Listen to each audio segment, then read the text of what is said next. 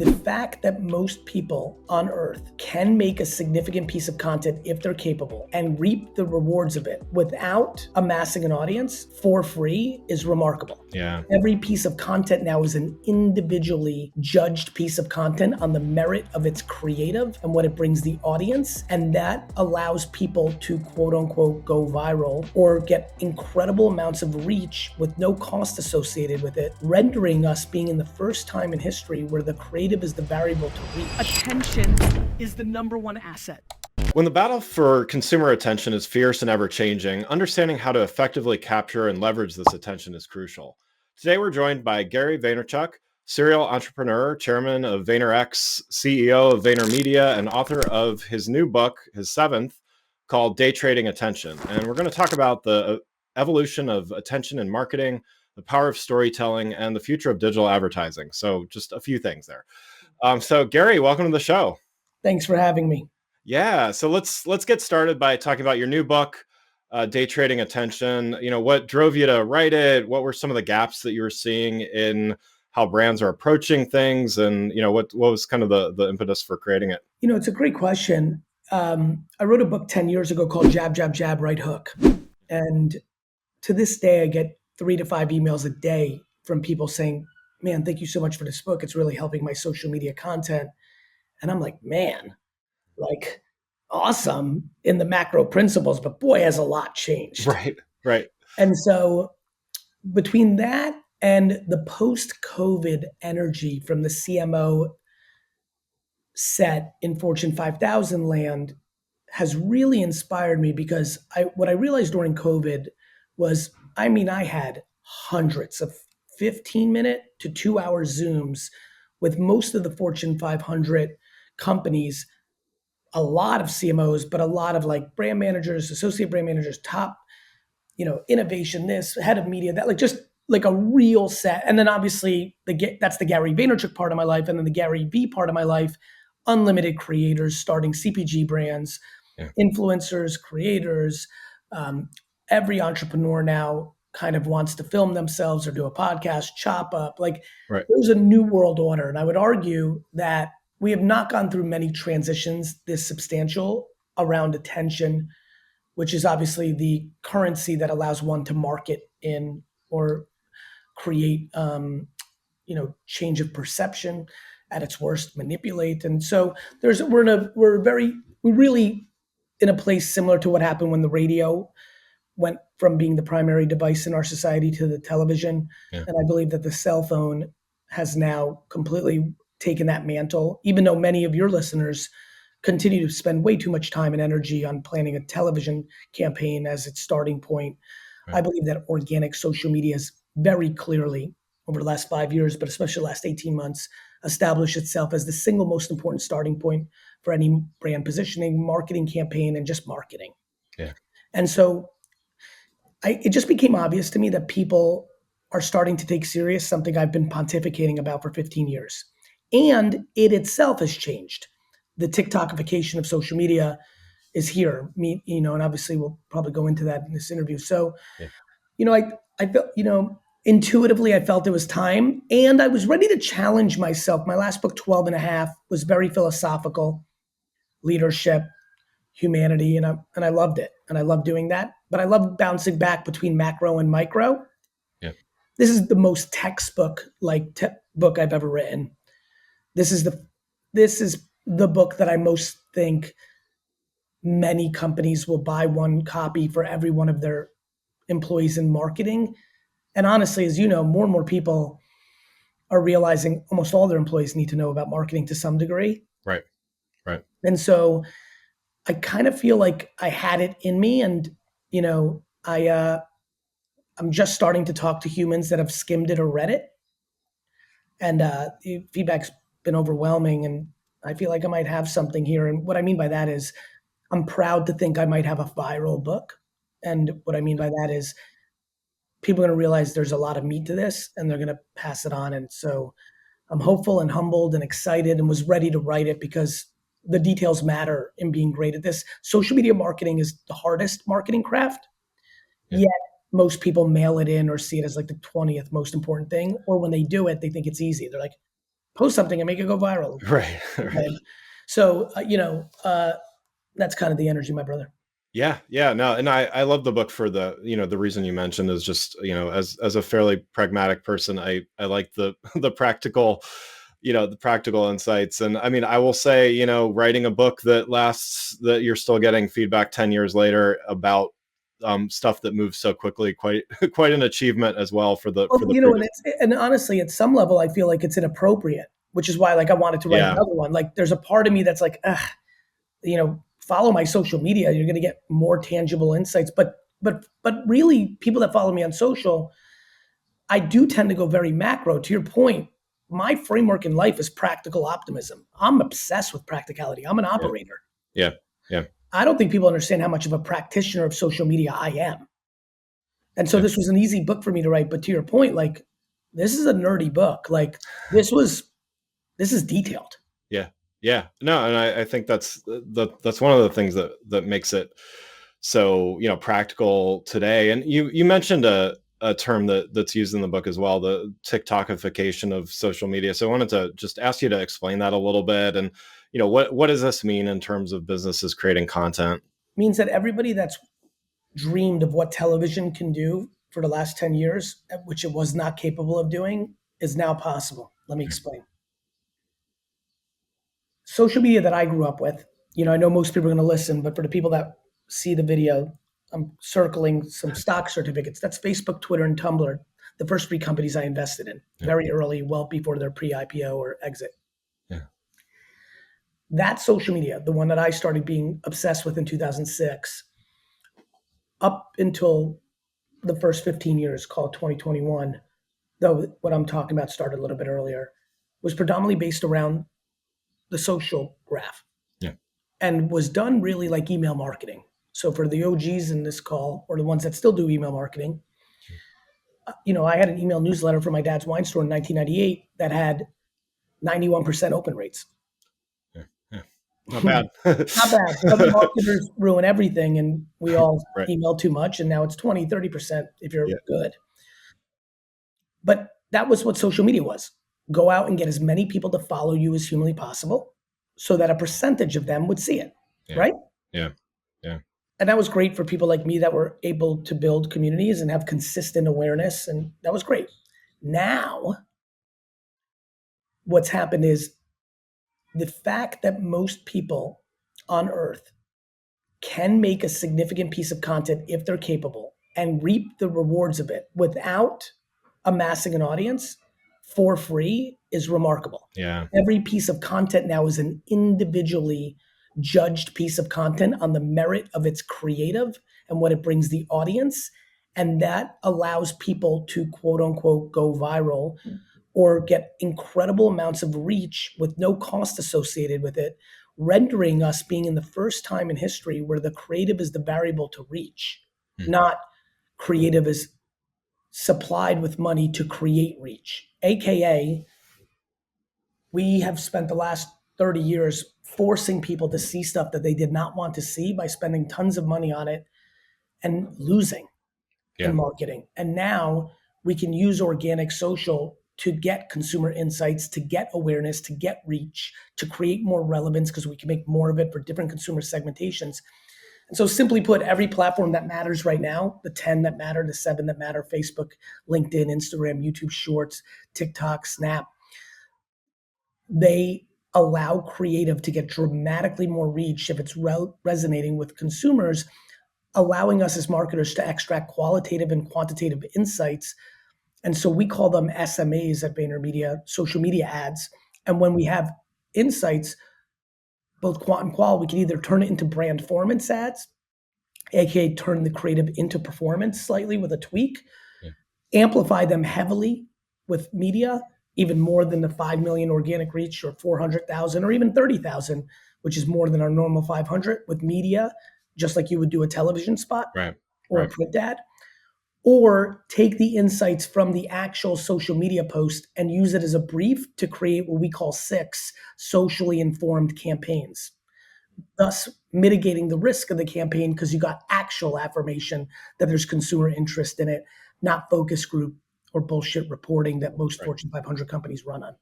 Right. I mean, because I think what you're saying, I mean, with enough dollars spent, right, you can quote unquote make something go viral. Right? I mean, you can get a lot of eyeballs on something, but I think that's, it's potential. I actually think there's a misconceived notion on that. Our world, yeah, the audience of this podcast and what I do for a living, actually spend a lot of money on media to have it not be seen by everyone. yeah, This is a very important point, brother. Where you were about to go that I would like to tweak and debate and pontificate and yeah, conversate about is just because you spend $7 million, by the way, on social, on digital, on linear, doesn't mean that it's being seen. yeah, It's potential. The biggest disease in this industry is potential reach versus actualized reach. yeah, yeah, Every GRP, every impression, every CPM, think about a billboard. right. How you buy, they're all fake metrics. And so what is very real is the algorithms on social media are so good that they want to keep you on. So they're going to show people with a high propensity of liking this thing, the thing. And if us as people continue to like and comment and share and engage or spend time looking at it or watching, you're telling the algo yes, which gives more confidence, which allows it to get reach. That is a truth. Yeah, good That is point. a truth, brother. Yeah, yeah, And so I can make a video that I think is great, and I've done this a long time, and I trust my subjective opinion. But if I decide to spend $1 million on Facebook to amplify it before I do it organically, I'm guessing. right, right. And that's happening every day in marketing. And so that's where I'm going. Yeah, yeah. Well, and that democratizes the process too, right? I mean, that, it allows that person that creates that video. You used an anecdote in the book, somebody creates a video and was, debating whether or not to even post it, and all of a sudden it blows up without them spending a dime on it, right? And that is like remarkable. Like that is actually what we as marketers want. We want the reason we have focus groups and do all this TV testing and A/B testing and is because we'd like to mitigate the risk. Yeah, yeah, We are now sitting with the biggest risk mitigator of all time called social media organic. While it's mitigating your risk for more campaigns, it's also doing marketing and branding. right. Testing is being done in boardrooms. This is being done with consumers. It is the ultimate. And yet our industry doesn't have it as one of the top 15 most important things. They in-house it as a cost savings with a couple of kids on it. Right. They give it to creative agencies and pay them a fortune for it because they don't even care because they're actually just focused on the television spot or the brand slogan. Right. It is the great poison of our industry right now that we do not respect organic social media when it's sitting there and building up our competitors that have far less money in distribution because they're outflanking us on where the attention actually is and what the creative is that is required to get it. Yeah. Yeah. And so let's, kind of moving to. Actually, before you move on. Oh, yeah. Yeah. If I may flip the script. Yeah. You skimmed or read it? You wouldn't hurt my feelings. I'm just curious before I ask the question. I skimmed the middle and I read the beginning and the end. Just brutally honest. That's how you roll? I like that. Out of all the things that you consumed in your skim or reading, what was most or aha in the book? I think it's kind of what you were touching on as far as just how we're still, and I work a lot on, I don't work as much in social media as I do in other areas, but I think brands are thinking of social media as another kind of advertising, whether there's social media advertising, of course, but they're thinking of organic as another type of advertising and not thinking of it in terms of, that there has to be some authenticity. And I think, we're decades in now to social media being a thing, and consumers, they're a lot smarter than I think a lot of brands take them credit for. So I think it's that idea of, just needing to not think about it like every other medium. That's right. Because every other medium, the creative is the variable of success. Yeah. However, all of it is supported with media dollars, all of which hides the truth if the creative's good or not, all of which is being measured by things that are usually proxies, not the actual business. Yeah. It's profoundly wild, and it's really too bad. Like I don't believe a single Fortune 500 company right now thinks organic social media is the single most important part of their marketing mix and skill sets needed and investment of dollars needed. And all of them do. All of them. Every B2B and every B2C. Every B2B company has remarkable opportunity on LinkedIn marketing. And it's just, I can't believe how many companies spent $1 million building a metaverse store and don't spend $1 million on organic social, or how many people have traditional PR companies on $50,000, $100,000 retainers for the year to do press releases and traditional PR, but don't spend $1 million on organic social. And if you're a Fortune 500 company, because don't forget, organic social is fascinating. Us as a social media agency, the ones that I watch, you not only get the strategy and the creative, but you get the production of making it. Right. It's not Yeah. like classic above the line brand building where you just get the ideas and decks and then you have to pay a production company to make it. Right. It's incredibly fascinating to watch, but I'm starting to feel, hence why I wrote it, I'm starting to feel people are feeling the pressure. I feel like a lot of people are on a treadmill right now, on a plane right now, walking their dog right now, listening to the two of us, and are these marketers who are very smart, but know that they can't get the organization there, or they haven't been able to get it there, or they don't know how to score it. But I think in their stomachs, they know this has become a thing. And if they don't figure it out soon, it's going to become a bigger problem. They're going to lose market share. Yeah. Well, and then, along those lines, I mean, one of the things you talk about in the book is, identifying what you refer to as like underpriced channels, and, wanted to get your, if you could just kind of explain that for the audience, and, what do you mean by that? And maybe share an example. I think the whole framework of this book is that there's overpriced and underpriced opportunities in marketing, and they're not macro statements. I think every brand on earth can waste $10 million on social media tomorrow. Yeah. If they buy their media like it's television against one asset that wasn't made for the context of Facebook or YouTube Shorts or Snap. Like if you don't know how to make content for the room you're in, and then you just spend a ton of money, you can wait. People are wasting tons of money on social, treating it like television or programmatic banner buying. Right. Yeah. So underpriced channels, when the organic reach potential per post is greater than it is somewhere else in social or traditional for the cost associated for making the creative. Meaning, if you can make creative that amortizes out to cost you $1,000 because of your agency fee or your internal fee, and you did that on TikTok 4 years ago, where every third post was getting 1 million followers, Right. because there's so many people on it, yet so few people creating for that demand. Well, that was remarkable. Today, there's a lot of Fortune 500 fashion brands who will spend a fortune on a photo shoot for a single post on their Instagram, and will get 1,800 people seeing it, or 18,000 organic reach, but they spent thousands, if not tens of thousands, if not hundreds of thousands on the photo shoot between the talent and the time and the production. Yeah. That's a bad idea, Right. because Instagram right now is very competitive and there's more supply than demand in comparison to a TikTok. Meanwhile, people that really know how to make an Instagram post are growing rapidly. So there's the skill set and there's the macro. So platforms go through ebbs and flows.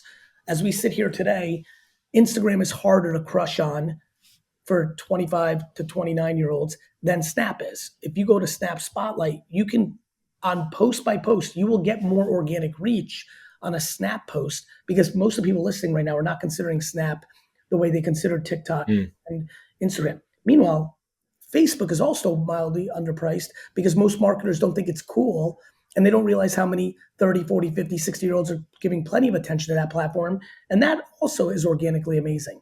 Yeah. But every one of these platforms can be overpriced or underpriced, because if you're not good at the creative, it all becomes a waste of time, no matter which platform you're on. But there's obviously moments where some platforms are really fertile. YouTube Shorts was really fertile 2 years ago. If Vine comes back, and TikTok gets shut down in the US, that is going to become very fertile. So attention moves like water, and you have to be there to catch it, but you have to have the right cup. And the right cup is the right strategy and the right creative output. And so how do you keep up with that on a, let's say you're working at a brand, and By not spending your time in meetings that are dumb. Good one. Yeah. Like real talk, like people ask me all the time, like our framework is PAC, platforms and culture. I want to know everything that's going on in these platforms, including streaming TVs, including programmatic, including print, including like I'm paying attention every day if the Wall Street Journal wants to lower the price of a full page ad down to $1,000 because I'll buy it. Right. Like to me, this is not a digital or traditional or social thing. There's going to be a day and age in 10 years, brother, 13 years, 19 years, where I'm going to be yelling that social is grossly overpriced because everyone's going to be doing it. Yeah. And VR or AR or something I can't even imagine is going to be happening. So this is not a traditional versus digital game. This is are you best at understanding where attention is, actualized attention, not potential attention. And then do you know what song, jingle, character, mascot, video, like does everyone listening to this understand that the first second of every video you make on social media is life? Brother, I will tell you right now, Greg, it's inconceivable to me, knowing how great this audience is, that they are as religious about the first second of every video they post on every single social platform the way I am. Yeah. But they'll make a long form video, an anthem video for YouTube and spend $1 million on it. And they'll mail in the first second and it's already over. They've already left a ton of opportunity on the table. Yeah. Yeah. Well, there's science behind this, Yeah. Yeah. And to get to the creative part of this too. So, there's lots of talk about the importance of storytelling and authenticity. And I think, tying those two things to actually making the sale, right, is that's the key, right? Is, how do you look at balancing those things, as well as the, what you just brought up, which is the attention part of, you can't wait 60 seconds to get into the story either, right? Yeah, I mean, you need to win the first 3 seconds in copy, thumbnail, and video to buy permission to get them to watch for 60 seconds. Yeah. Yeah. I mean, I make 3, 4, 5, 7, 10-minute videos for brands and myself all the time. But I know that if I don't win the first 3 seconds, I'm going to lose. Yeah. But that doesn't mean I don't want to make a 6-minute video to explain my story. Look, I think there's a lot to this. And I think that a lot of it has to do with why the original book that I wrote was called Jab, Jab, Jab, Right Hook, and why I almost call this Jab, Jab, Jab, Left Hook. I think that too many people try to do branding and selling in the same asset. And I think there's places for branding and there's places for selling. And I think when you're half in on either, you're dead. So to me, when I'm making brand content, I'm desperately trying to bring incredible value through the story I'm telling for the audience. And then when I'm selling, I'm in QVC life. Yeah. Yeah. Like, I'm not scared to be like, hey, I'll do it right now. I would like every person that's listening to this to sign up for winetext.com. Yeah. Right. And I'm comfortable to say why, because if you drink wine, it's better than wine.com or Total Wine or anywhere else. It's something I invented for my dad's wine store. And like, I can say it's because there's $80 wines for $20. It's basically Groupon for wine on text form with super premium wines, 365 days a year. We look at 50,000 wines to buy 365. And I'm in that's full selling mode. Yeah. Yeah. And I'm not embarrassed by that. And then other stuff will make content. I do Wine Text TV. I brought myself out of retirement.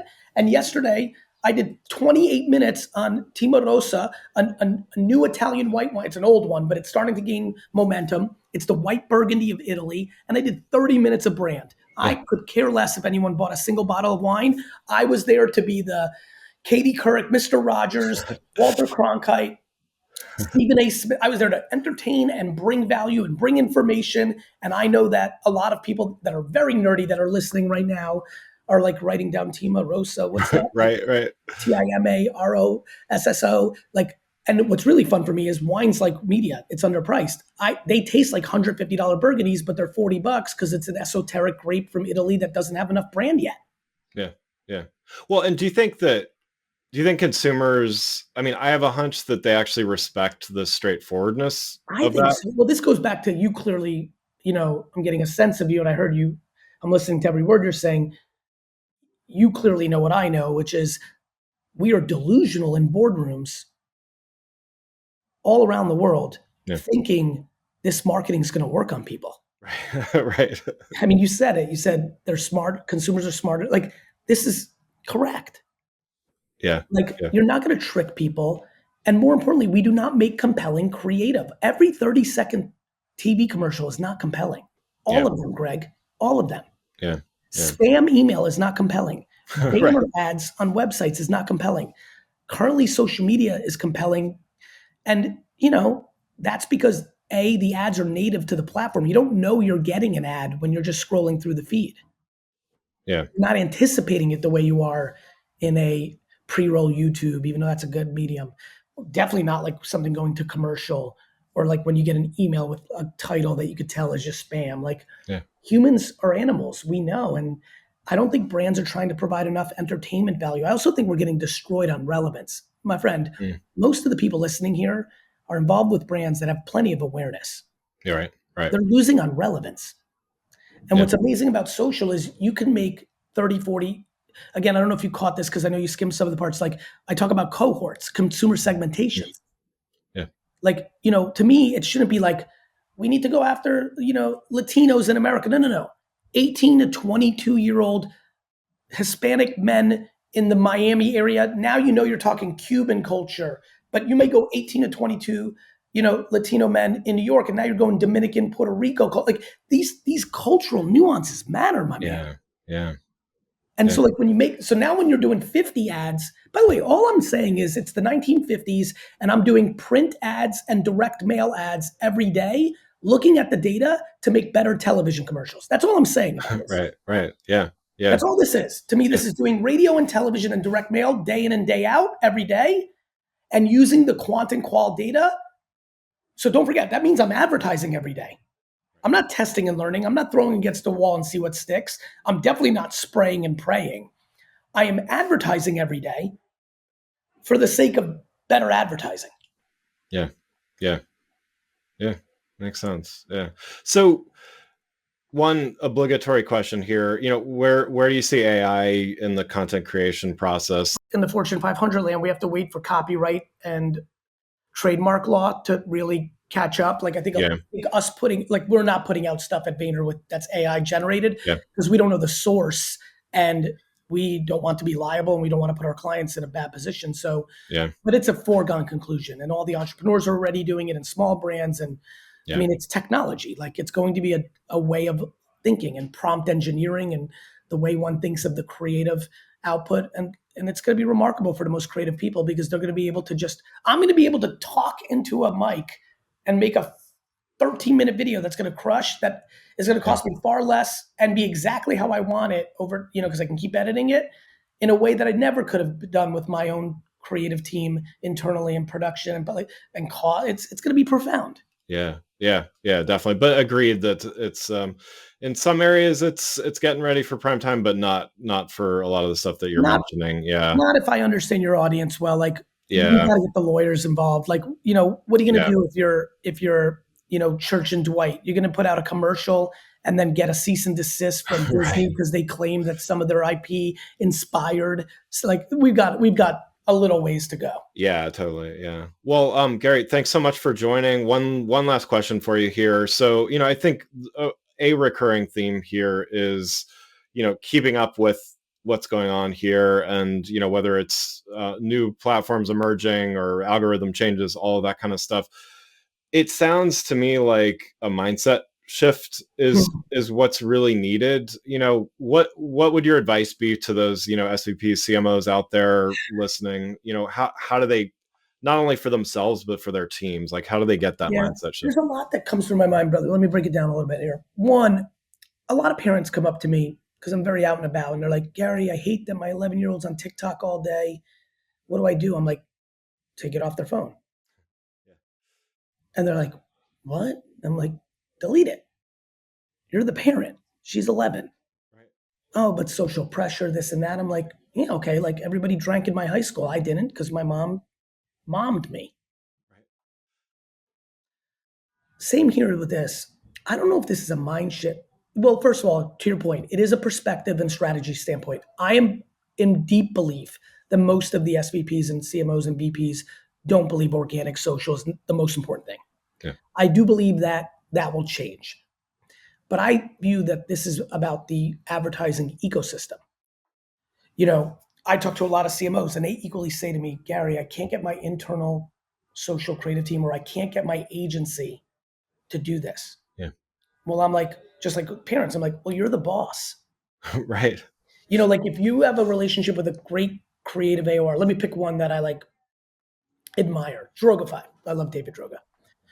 If Droga5 is doing your above the line and your creative, but also doing your social, and you look at the line item and you're paying $2 million for social and $6 above the line and they're $8 million AOR, and they're posting never, and it's not their big, like, you're allowed to say to Droga5, like, do better, or you're allowed to do, like, this is how I built VaynerMedia. All those big creative agencies, we became the beneficiaries of becoming in the IAT to do the creative social. Yeah. Yeah. And people saved money. They were paying Droga 2, they paid us 1.5, they saved $500K, and we did it 10 million times better because it's our religion.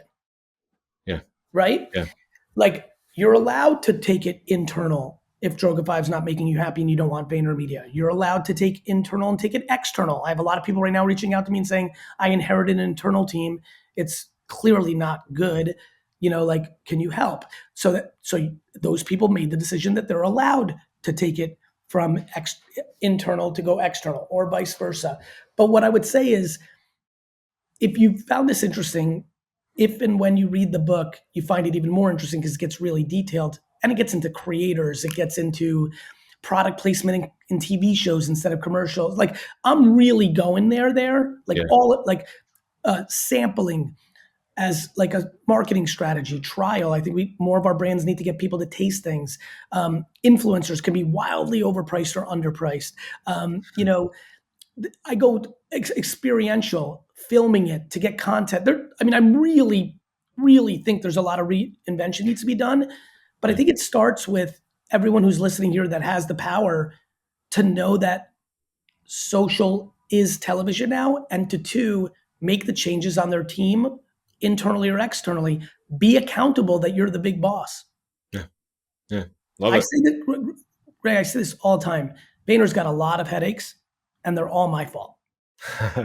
Right? Because I empowered the person that I hired this person. And I understand that Sally or Johnny's stinking right now, but how did they get there? I hired Greg and Greg hired Sally. Like, that's me. Yeah. And I think there's a lot of leaders here listening. And like, if your social's not great, that's on you. Yeah. And if your reporting internally isn't like justifying it, change the reports. That's what you did for television. Right. Right. Yeah. No, I love it. Yeah. That's great. Well, again, thanks so much for joining. I'd like to thank Gary Vaynerchuk for joining us and sharing your insights. You can check out Gary and his latest book by following the links in the show notes.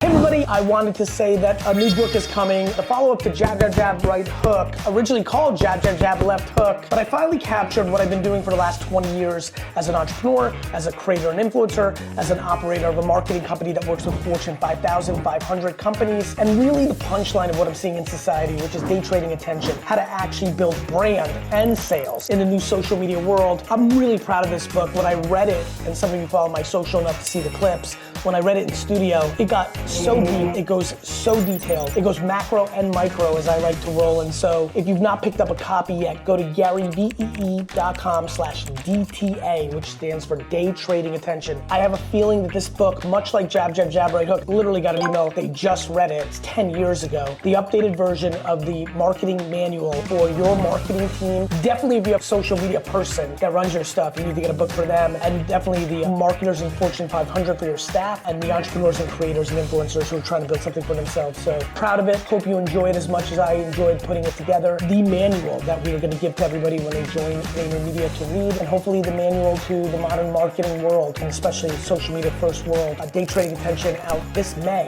2024. Pre-order your copy now.